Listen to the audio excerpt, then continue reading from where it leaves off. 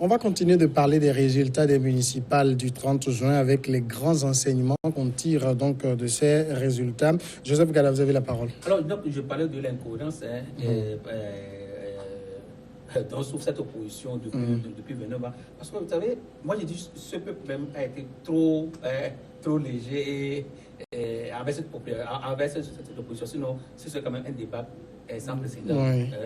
Parce que vous ne pouvez pas demander aux gens, je veux pas de la crise de 2017. Vous ne pouvez pas demander aux gens de sortir. La population a répondu à votre appel. Les gens sont morts. Les gens sont en prison. Vous avez demandé aux gens de ne pas aller se faire recenser parce qu'il n'y a pas de réforme. Aujourd'hui, les gens vous demandent, est-ce que tout ce que vous nous avez demandé, vous les avez obtenus avant d'aller aux élections? Vous êtes incapable de répondre. Ils disent que c'est des élections historiques. Ah oui, mais nous sommes incapables, mais les gens ont fait semblant comme s'ils ils étaient allés aux élections. Eh bien, je vous dis, à part l'ANC, qui est, bon, on peut dire, bon, qui a pu trouver quand même un morceau, mais vous allez voir que le reste, c'est un débat pas possible. C'est une chute libre. Non, donc, moi, je dis ça, ce n'est rien. Mais en 2020, voilà ce qui attend encore l'opposition. Ouais. Si d'ici 6 mois, elle n'arrive pas à prendre conscience, parce que c'est aujourd'hui même que j'ai reconnu quand on nous unis, on parle de champion. C'est comme si des fois, vous voyez Messi. Quand on dit Barcelone joue, les gens ne peuvent pas voir Barcelone, mais c'est juste par cause de Messi. Alors, parce que quand vous voyez même au cours de la campagne, tout ce qui passe est soutenir le chef de l'État, Fonia Sibé. Et c'est juste pour ça que les gens ont voté unis. C'est ça aussi qu'on leur reproche, parce que les gens viennent parler, ils ne présentent aucun programme, ils disent le chef de l'État, c'est pas le chef de l'État qui est maire, c'est pas le chef de l'État qui dirige les mairies. Et les gens ne peuvent pas, parce qu'il y a certaines personnes, quand la population même les découvre, la population ne va pas les voter. Donc, les gens mettent toujours devant le chef de l'État. Et pour le chef de l'État, les gens votent. Le chef de l'État n'est pas un programme. Non, n'est pas un programme. D'accord. Revenons aux enseignements. On dit que c'est en fait le PND là. Quand on parle de programme national de développement, on dit que ce programme émane du chef de l'État. Mais le PND, c'est un programme sur 5 ans. Ça représente aujourd'hui. L'UNI a joué même sur le PND pour d'accord. Alors, puisque nous tirons les enseignements de ce scrutin, premier enseignement sur lequel je voudrais qu'on parle, c'est vrai, Sylvestre l'a évoqué, c'est le taux de participation, juste un tout petit peu plus de 52%. Ça veut dire quand même que le premier vainqueur de ce scrutin, c'est 48% d'abstention. 48% d'abstention, donc il faut dire, mais l'abstention, c'est beaucoup plus. À l'actif de cette inorganisation de l'opposition, cette immaturité politique, doublée d'un manque de stratégie politique, parce que l'opposition togolaise a... L'opposition togolaise a désabusé ses militants.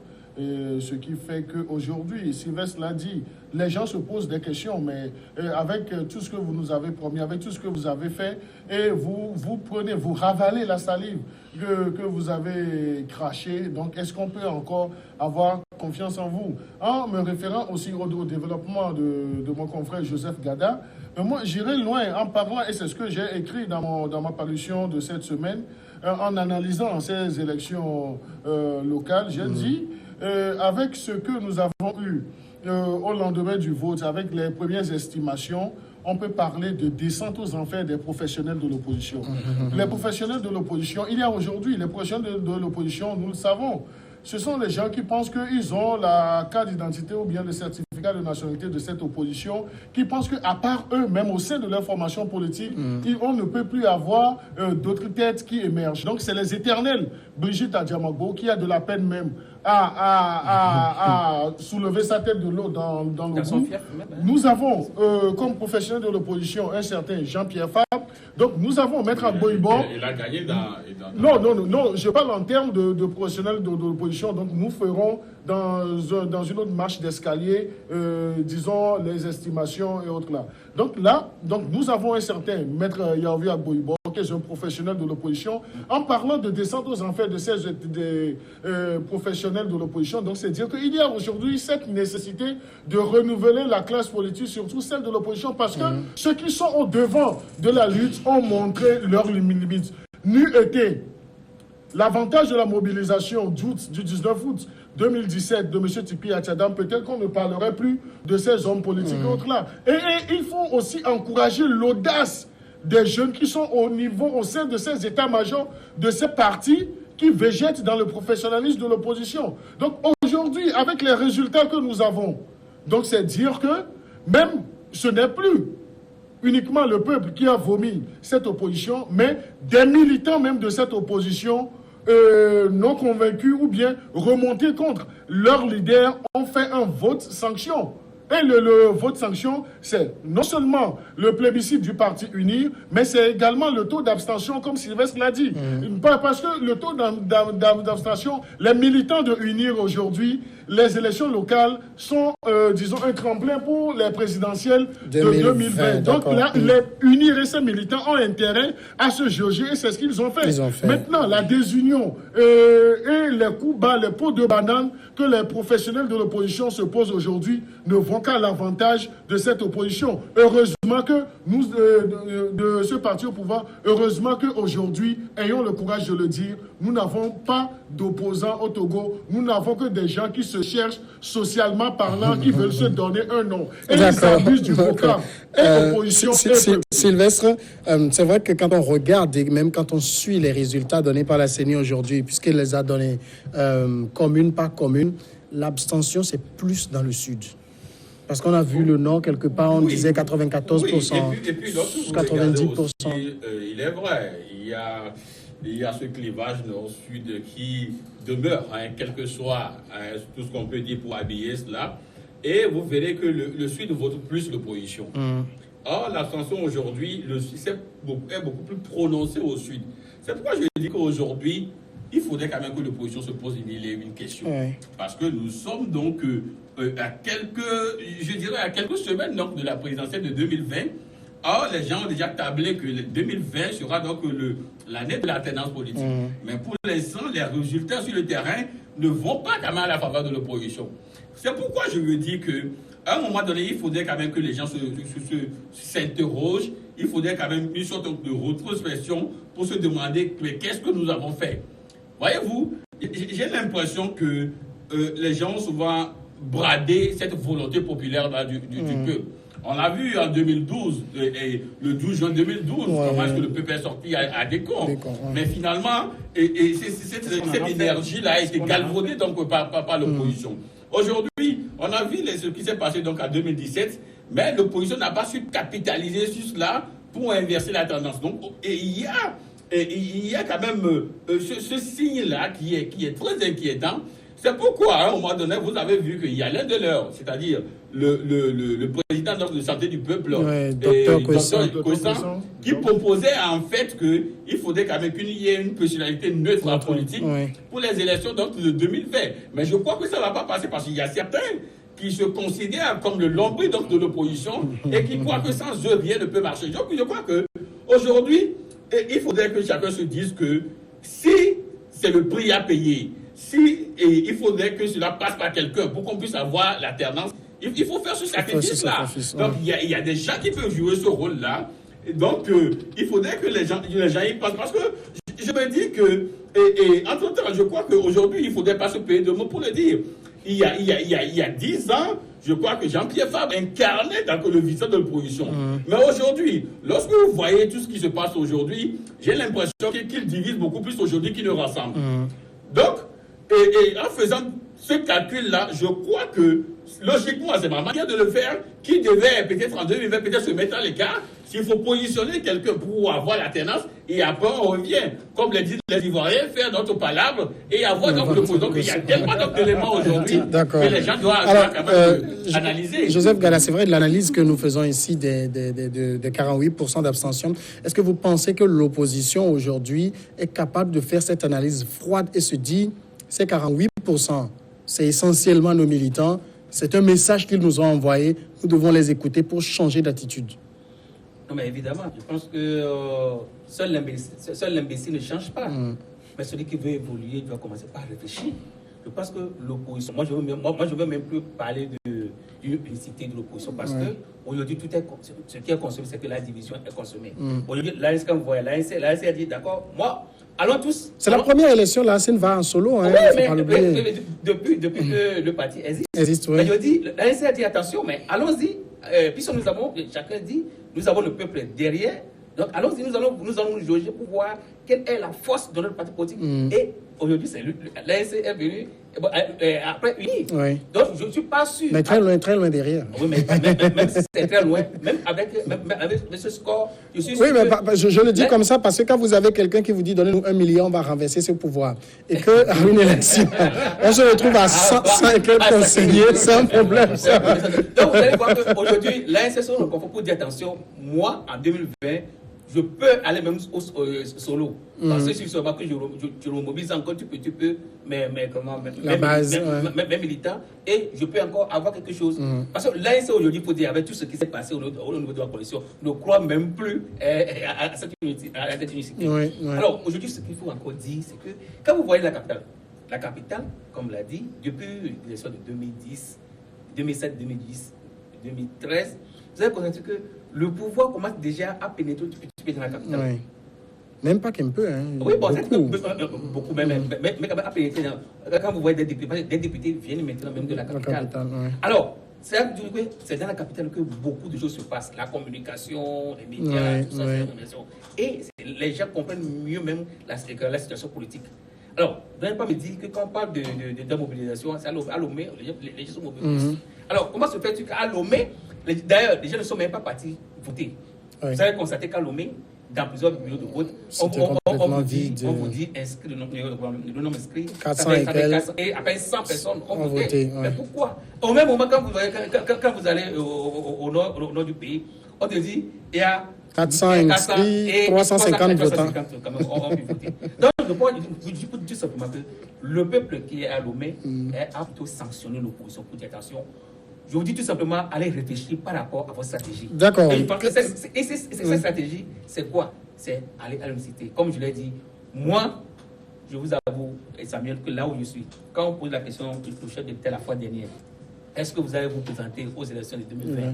Il a dit, il fait référence. Il est resté flou aussi. Il fait référence d'abord à son parti. Aujourd'hui, son parti a utilisé son nombre pour pouvoir faire la campagne. Et ça a marché. Donc en 2020. Non, ce que je voulais dire, je voulais en fait revenir sur des éléments de Joseph. Parce que d'abord, je commence par la chute parce que vous savez, lorsque vous avez une volonté politique et vous voulez quand même que le pays puisse aller de l'avant, lorsque même le chef de l'État lui-même l'a dit que pour qu'il y ait quand même une certaine démocratie, pour que la démocratie soit mieux implantée, il faut limiter les mandats à 2 ou 3. Il est en train de filer son troisième mandat. Non, il n'a pas dit que tu fasses, il a dit que les mandats soient limités à 2 ou 3. 1 ou 3. Aujourd'hui, c'est limité. Les mandats sont limités.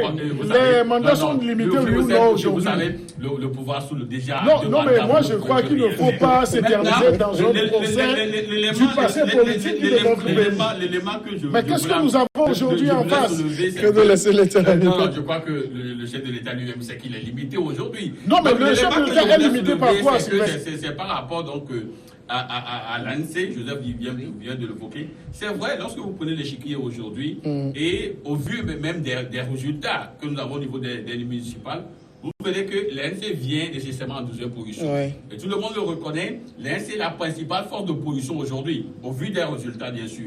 Mais si vous mettez 2020 comme année de l'alternance, et qu'aujourd'hui vous êtes en deçà donc du parti au pouvoir, qu'est-ce qu'il faut faire dans ce cas? Il faut ratisser l'arche. Il faut donc être dans une logique d'unité d'action. Voilà pourquoi je dis qu'aujourd'hui, même si l'ANC est derrière le pouvoir, il faut nécessairement que l'ANC puisse faire osmose, c'est-à-dire composer avec les autres, pour supplanter le premier. Sinon, s'il veut aller seul, il sera toujours derrière le premier. Voilà, donc c'est pourquoi je dis qu'aujourd'hui, il faut quand même une certaine unicité d'action parce que on a vu la C14, la version originelle, a marché. Oui. Tout le monde était dans une certaine mouture. Et là, quand il y a scission, les gens sont épargnés. Alors, Credo, est-ce qu'on peut tirer pour ces municipales un enseignement de la fraude? Est-ce qu'il y a eu fraude ou bien ça a été un scrutin plutôt transparent? Non, mais moi je dirais que c'est un scrutin très transparent. Très transparent parce que ça a permis, donc on ne peut pas qualifier cette élection, ce scrutin de fraude et autres là, bien qu'il ait eu, selon les réseaux sociaux, des velléités. Non, j'ai dit selon les réseaux sociaux. Non, c'est un non, les images qui ont circulé. Sur le terrain. Non, oui, mais moi, je n'ai pas encore vu. C'est après qu'on a balancé sur les réseaux. Non, je n'ai pas encore vu un rapport qui puisse nous faire l'état des lieux. Mais tout compte fait, je ne dis pas qu'il n'y a pas eu, mais il y a eu des velléités. Donc, je crois que j'ai non, il n'y a pas eu des velléités. Non, il y a eu des velléités. Des velléités, ce sont des tentatives. Non, pas des tentatives. Moi, ce que je dis aujourd'hui, on peut qualifier ce scrutin de transparent parce que ça a permis l'expression du jeu démocratique. On peut. Tu n'es pas sûr. On peut continuer.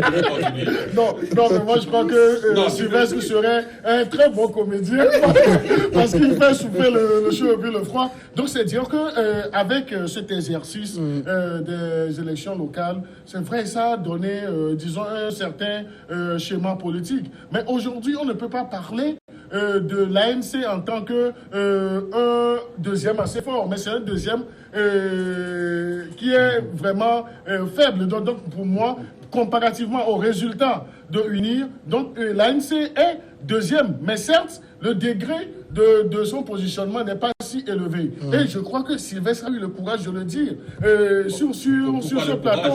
Non, mais moi je le dis. D'autres n'auront pas ce courage de le dire, mais nous le disons. Donc l'ANC, le défaut ou bien le problème de l'ANC, c'est que l'ANC n'est pas un parti rassembleur. L'ANC pense que si ce n'est pas Jean-Pierre Fabre, donc on ne peut pas avoir quelqu'un de l'opposition. C'est comme si c'est Jean-Pierre Fabre qui incarne la vraie opposition. S'il y avait eu cette dynamique, il y avait eu cette dynamique de toute la classe politique de l'opposition, mais le parti au pouvoir ne serait pas, ne pouvait pas avoir jusqu'à 900 sièges. Donc ça pourrait être une différence de 200 ou bien de 100 et autres là. Donc c'est dire qu'il y a cette impérieuse nécessité que l'opposition repense sa lutte et qu'on fasse un autre repositionnement. Parce qu'aujourd'hui, le joker qui était Jean-Pierre Fabre ne l'est plus. Jean-Pierre Fabre se retrouve aujourd'hui aussi diminué parce qu'il y a déjà même un défaut en termes de communication de l'opposition. Les guerres qu'il y a au sein de ces entités de l'opposition ne facilitent pas la chose. Je vais vous dire, juste donner un exemple. Moi, je quitte Lomé. Si vous allez à Anéro, vous allez voir que pendant la campagne, l'ANC n'a pas émergé là-bas. La liste C14 qui pouvait émerger a été confrontée à des difficultés sur le terrain. On est parti jusqu'à demander à Zep Côté, vous nous aviez fait les promesses, comme Sylvestre l'a dit, de ne pas aller nous faire recenser. Donc je prends ce seul exemple. Maintenant, vous venez demander nos suffrages. Avec quoi nous allons aller vous voter si nous-mêmes, nous n'avions pas pris des garde-fous pour aller nous recenser. Donc, c'est dire que les conséquences politiques de cette opposition nous a amené à dire que cette opposition a entamé sa descente aux enfers. Donc, il faut renouveler cette classe politique. Jean-Pierre Fabre n'a qu'à prendre sa retraite. Il a combattu le bon combat. Il a achevé Joseph Gada. Depuis 92. Aujourd'hui, le schéma que Mme Adjamagbo donne de la CDPA, c'est un schéma assez négatif parce que la dame ne vaut, non, la fixation a son bien-être. Non, la fixation, non, mais moi je pense. Sylvestre, aujourd'hui, si on prend l'opposition, et puis on te demande la définition des hommes et femmes qui animent l'opposition, nous parlerons de Mme Adjamagbo. Ayons le courage de le dire. D'accord. On va peut-être tourner la parole une fois avant la fin. Joseph, est-ce qu'aujourd'hui,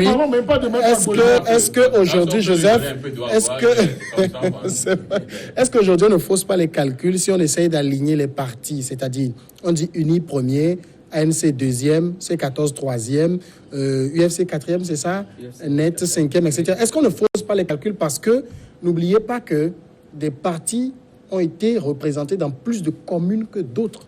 UNI avait, je pense, 94% de représentation sur les 117. L'ANC suivait de près, la C14, ensuite le NET, etc.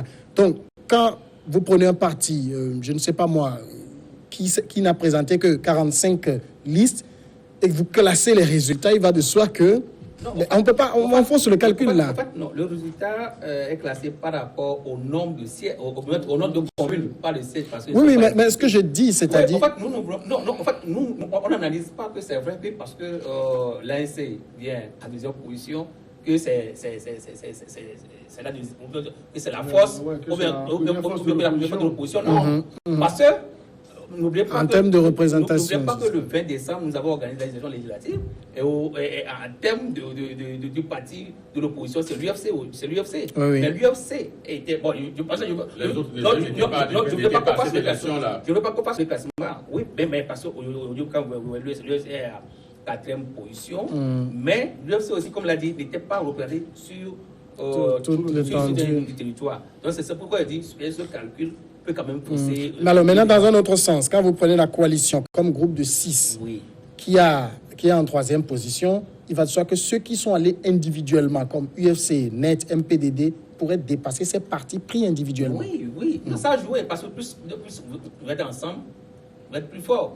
Et puis n'oubliez pas que la dénomination C14 aussi a beaucoup joué sur le terrain. Parce que vous savez qu'à Lomé, les gens ont l'information, les gens savent que bon, il y a eu des débat, il y a certains qui sont partis. Mais n'oubliez pas à l'intérieur. À l'intérieur, non, on ne sait même pas. Il y a des zones où on ne sait même pas qu'il y a des mains morts. C'est ça aussi. Donc les gens ont joué, avec le gouvernement.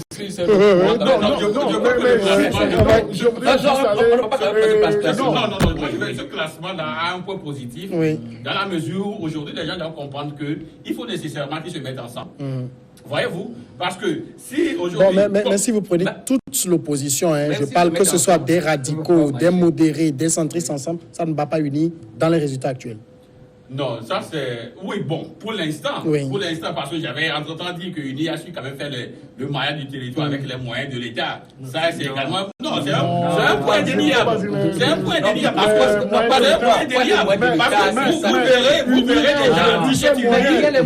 vous verrez déjà avec des véhicules de l'État. Mais c'est un fait, vous n'allez pas nier cela sur le plateau. Non, mais cela ne voudrait pas dire que l'UNI a utilisé uniquement les moyens de l'État. Vous savez, en politique, il y a les moyens également qui jouent. Voyez-vous, si Talon est arrivé aujourd'hui là il est, c'est parce qu'à un moment donné, il s'est investi. Vous savez, donc, c'est pourquoi je dis qu'aujourd'hui, UNI, en tant que parti présidentiel, a su faire facilement le maillage du territoire. Parce qu'on peut même envoyer un courrier à un préfet de donner à un militant. C'est possible. Donc, voyez-vous, donc, je dis que... Moi, je pense que vous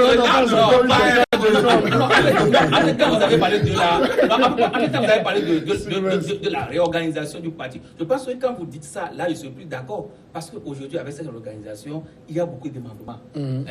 Jusqu'à la base.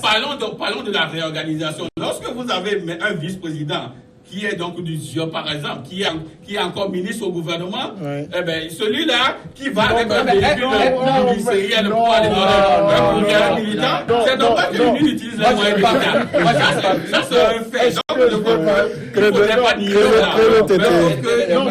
Moi, je sais, Sylvestre est en train de jouer au contradicteur. Non, pas au contradicteur. Les faits sont avérés. On n'a pas vu pendant la campagne un certain ADJ sortir avec la voiture gouvernementale pour aller faire campagne. Non, c'est pas ce que je dis. Je dis lorsque vous avez donné... Non, j'ai cité ADJ en termes donc d'illustration, si tu veux. Non, mais moi, je n'ai pas vu, nous n'avons pas vu ADJ sortir avec... Non, toi, tu feras jamais, je sais que tu n'as jamais.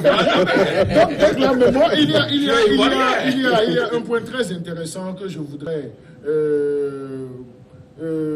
relever dans les débats, c'est que aujourd'hui, avec le score de la C14, c'est que, disons, les militants de l'opposition ont sanctionné que ceux qui sont partis en rang dispersé.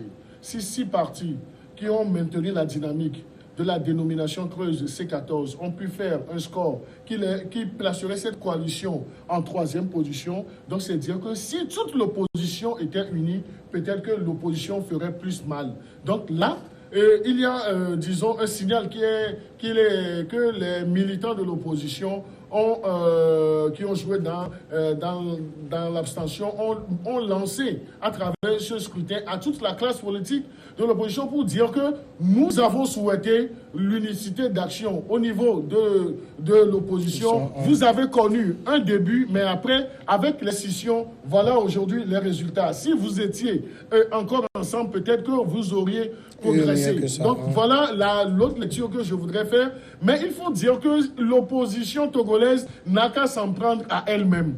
Parce que c'est une opposition qui ne sait pas là où elle veut aller.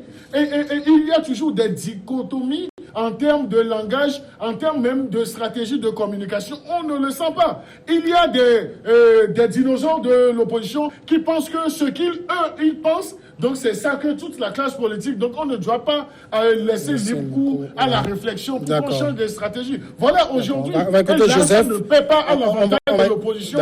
Joseph, rapidement.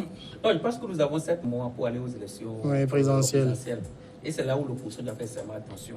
Si l'opposition veut continuer encore sur cet élan, je pense qu'elle aura des surprises désagréables. Désagréables parce qu'aujourd'hui, avec ce score fleuve d'Uni, je ne pense pas que c'est Uni qui va laisser quand même, qui va laisser le plat pour l'opposition. Deuxième l'opposition, je suis un peu touché par rapport aux indépendants aussi. J'avais remarqué qu'il y a plus d'indépendants aussi qui ont quand même pas participé à cette élection. Malheureusement, je n'ai pas vu même un qui a émergé parmi... je pense qu'il y a je peux dire, oui, à Nécor, qui a émergé à Nécor. Benodou, c'est à Kérébourou, c'est ça? C'est à Kérébourou. On connaît aussi. Moi, je le souhaitais.